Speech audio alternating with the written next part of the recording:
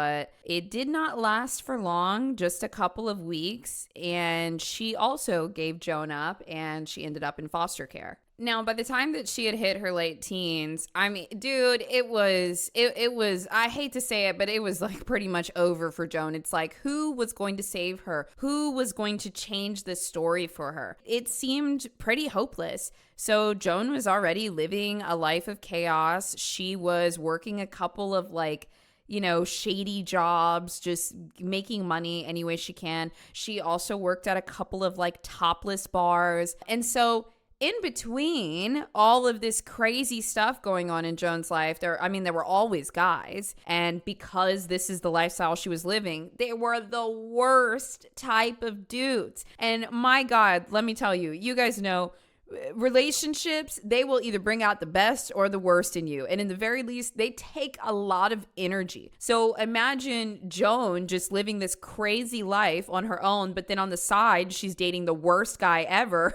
It's like both lanes are occupied and they smell like shit. So that is just what Joan's life was like. And then she, ends up meeting her first husband at the club, and she really falls for him. He was the nicest guy out of the guys that Joan had met so far. So, they end up getting married and they have 2 children together. It's time to build a website. Well, maybe if you're starting a business or you have a portfolio, maybe you want to sell courses, sell your art, whatever. Yeah, you probably need a website.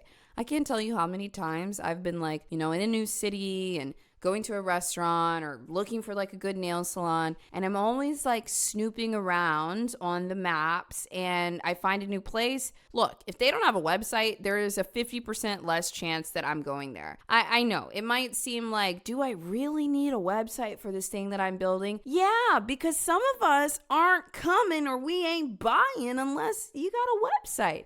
And Squarespace makes it easy with thousands of templates to choose from, AI functions that can help you fill in the blanks when you don't really know what to type in certain areas, and SEO tools that make it easy to discover your website. Squarespace has everything you need all in one to make creating a website easy. The backend also helps you make even smarter business decisions if you're a little bit of an analytics nerd like me, with just full functionality on the backend for anything you need to assess traffic, make changes, like maybe you'll realize that one of your links isn't getting enough traction because you've got to change the design a little bit or something. You can see all of that information on your analytics in the backend. It is not just to make a pretty website. So if you guys want to try Squarespace and get a little discount off of your first domain, all you got to do is use our code.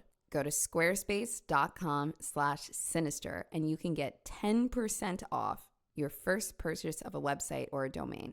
That's squarespace.com/sinister. Now, we don't know much about Joan's husband at the time, but, it was said that she really loved her kids and cared about them in the early ages. But overall, her life left a lot to be desired. And that is until she met David Shannon. Now, David Shannon was born in a place called Kittson County, Minnesota, and then he later relocated to North Dakota. David was a real quiet type. Now, his life was a bit different from Joan. He grew up in a fairly stable household. Both of his parents were there. He had a sister, and he wasn't really into dating. He wasn't really big on sports. There wasn't a lot of girls in his orbit. Joan's life was a little different. It was all guys and trying to find money and the next high and love. And David was kind of just chilling.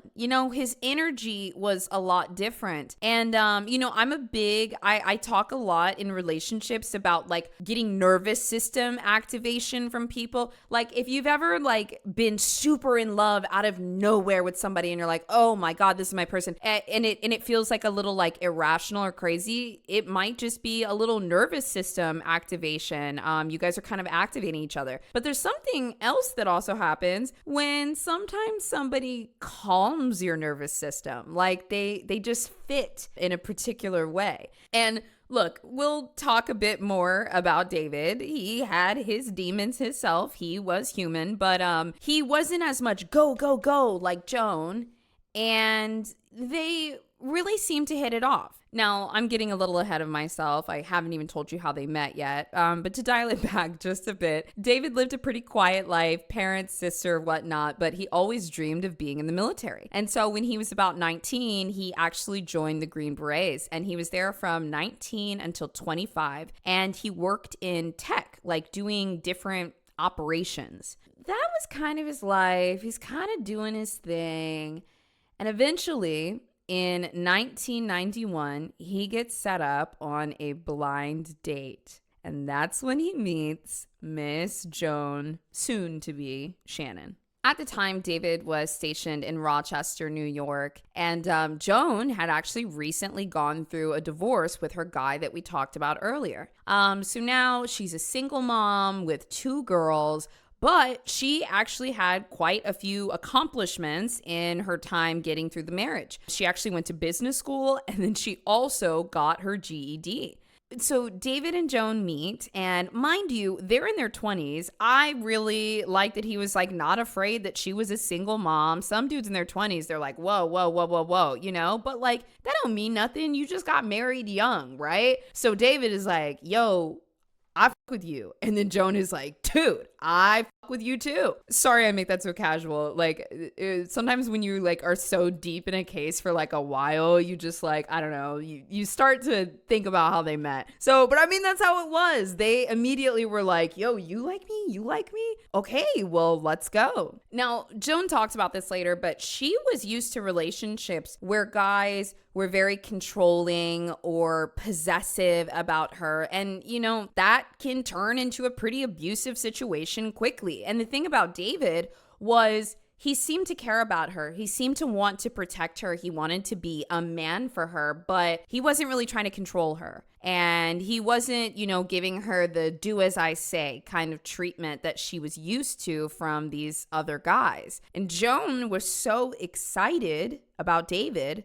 that she actually proposed to him. Now, look, I try not to judge, but I would consider myself a pretty assertive woman, and you'd be damned if I'm getting down on one knee for some dude. I don't care how nice he is. You get down for me, motherfucker.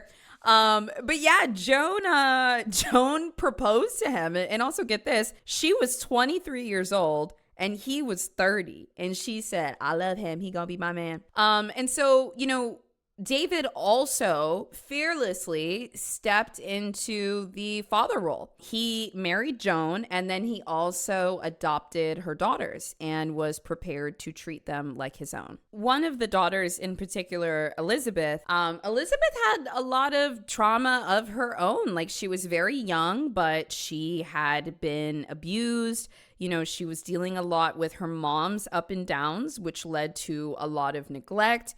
She never had a father figure in her life. She was not close to her biological father. And you know, David, he didn't have a lot of these kind of issues that Joan and like her family had. So like, he didn't really get it. He just was like, well, I'm a military guy and I'm your dad now and I'm going to take care of you. And when you come in with that type of energy, it can be really healing because it shows, you know, people that are highly traumatized, like, wait, you're fine. You're okay. How do I live like you? You know, I say that because whenever I meet people that are like not fucked up, I'm like, wait, this is great. I need to like hang out with you a little bit more so I can figure it out.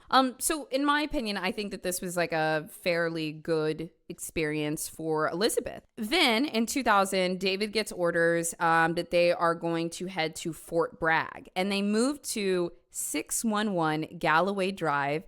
You guys know sometimes I like to, you know, tell you what the house looked like and what the layout was like. This is a 2,200 square foot brick rancher over in Fayetteville, North Carolina. So, you know, it's the early 2000s. Fayetteville is like a, you know, it's not like some small little town that has 2 restaurants or anything. And also, you know, they got 2 kids, but they're living in a 2,200 square foot house. I mean, this is pretty big. We've gone through cases before where there's, you know, a family of 5 living in a 700 square foot house. So I personally believe that the kids having space, privacy, a backyard or something, it can really impact their development. So by all means, they seemed like a pretty wholesome military family. But by night, David and Joan had a little bit of a secret that actually wasn't much of